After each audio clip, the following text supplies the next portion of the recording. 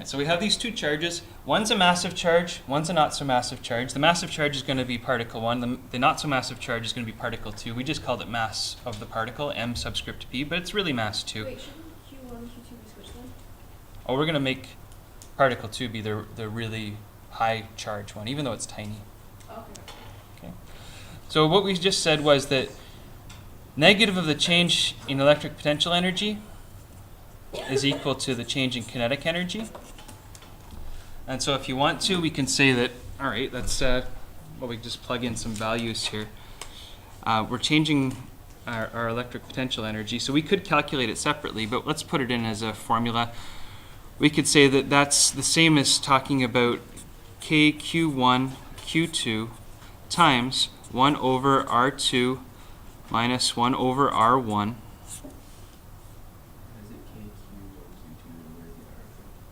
Oh, well, if you distribute this through the brackets, it'll be KQ1, Q2 over R2 and KQ1, Q2 over R1. Right, if I multiply this through the brackets, it's the same thing as saying EE2 minus EE1, all negative. Okay, then subtraction sign. Equals, changing kinetic energy, so we could say EK2 minus EK1. Well, EK1 is going to be 0 because we're starting from rest here. And we could say negative KQ1, Q2 times 1 over R2 minus 1 over R1 is equal to 1/2 m v2 squared, or we call it v primed over here, but v2, the final velocity.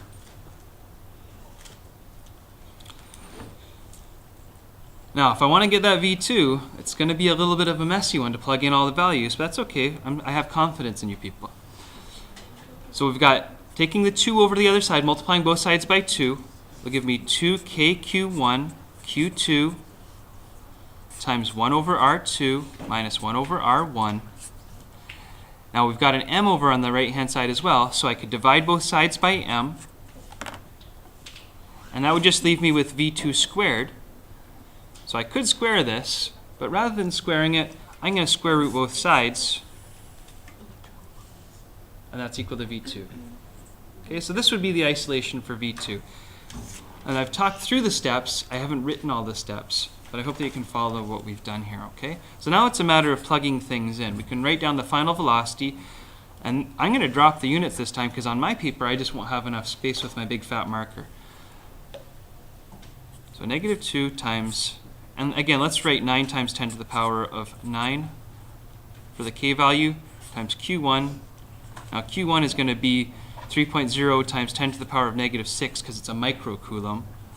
And q2, 50 times 10 to the negative 6. Again, it's a microcoulomb, and I've already run out of space here. All over m. M was equal to 9.5 times 10 to the power of negative 28 kilograms. I'm going to have to borrow an extra piece of paper just so I can fit in the darn problem.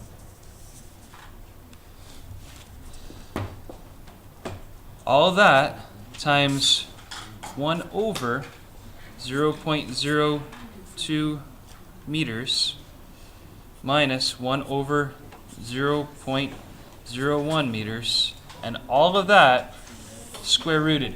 Now don't get too excited about this negative sign, because if you look at this one here, 1 divided by 0.02 is a smaller value than 1 divided by 0.01, so it'll be a negative introduced there as well, okay? So a small value minus a big value. Yeah? Is that 15 times 10 to the negative 6 or 5.0? It's 50, because it was 50 microcoulombs.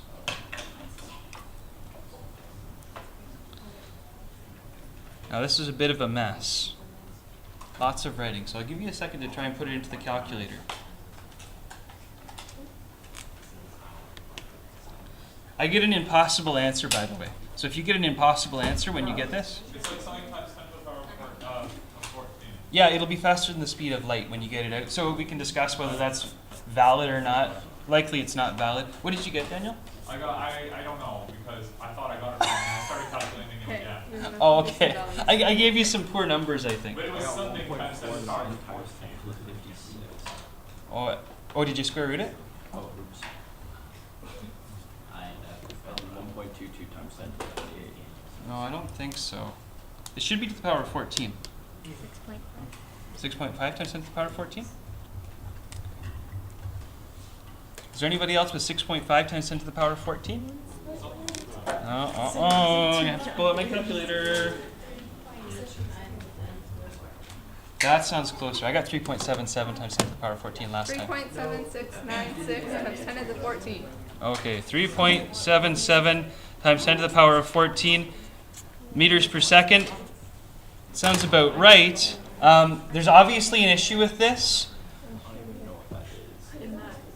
In that it's faster than the speed of light, it seems that some of these values might not be realistic. Okay, now we can go back and we could debate about what's not realistic. Likely Q2 being 50 microcoulombs isn't terribly realistic.